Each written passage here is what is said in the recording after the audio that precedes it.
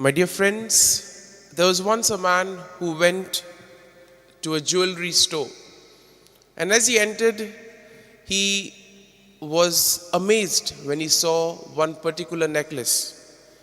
And he told the jeweler, "This is amazing." And immediately the jeweler, he took the chain and he put it under a special light. Immediately the shine faded. Apparently that necklace or that chain was fake. It was not pure gold. My dear friends, today's readings are exactly what that jeweler did, shedding light on the truth, dispelling darkness. And therefore today's first reading, John clearly tells us, "Children, it is the last hour." What does he mean? Does he mean that the world is coming to an end? No. He means that now the truth has been revealed. And when the truth is revealed, with the coming of Jesus, there is no more neutrality. You cannot be on the fence saying that, "Let me see, either I'll go here or there." You have to make a clear choice. Either you are with him or you are not with him. And therefore the whole purpose of explaining this is to warn the people against the Antichrist. And therefore we see that the Antichrist is something that takes us away from Jesus, that takes the place of Jesus in our lives. A wise man once said, "An Antichrist is not someone who will come in loud or violent ways. Sometimes it can come in the most logical, in the most reasonable, and in the most subtle ways."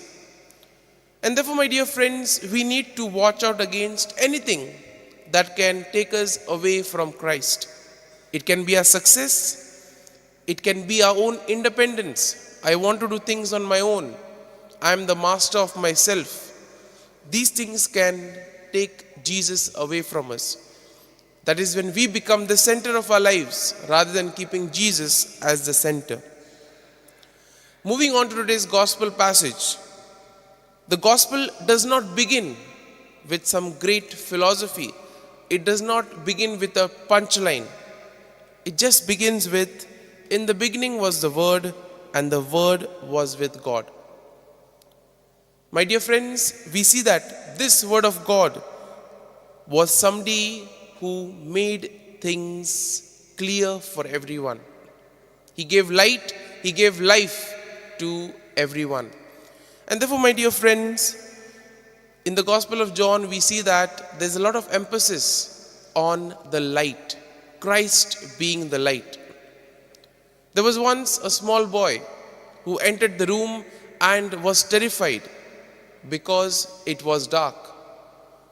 And his father immediately told him, "Don't fight the darkness, just switch on the light."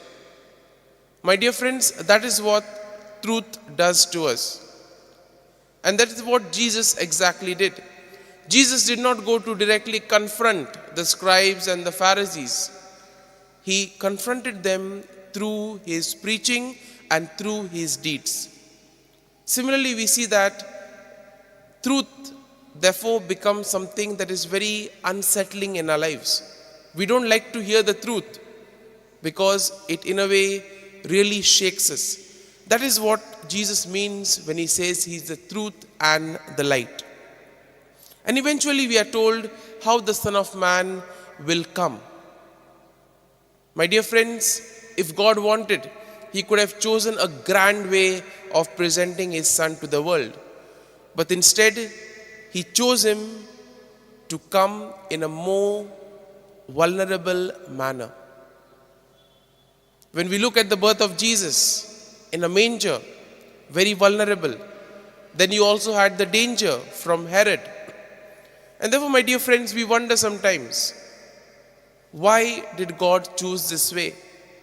And the reason is very simple, to be close to us. We see that when there's a great personality, we keep our distance, either out of fear or out of reverence. But when somebody is very close to us, we feel free to approach that person. That was the difference between the scribes, Pharisees, and Jesus. The scribes and Pharisees would keep themselves on a pedestal, on a high ground. They would maintain their status and position. Hence, people could not easily approach them. Jesus, on the other hand, was different. He mingled with everyone, sinners, tax collectors, outcasts, everybody. And that is why, because he was simple and he was focused on the truth. My dear friends, as we reflect on the readings of today, we pray for the grace that we too may embrace the truth in our lives, even though it may be uncomfortable, even though it may be unsettling, so that eventually we will allow the light to shine in us. Amen.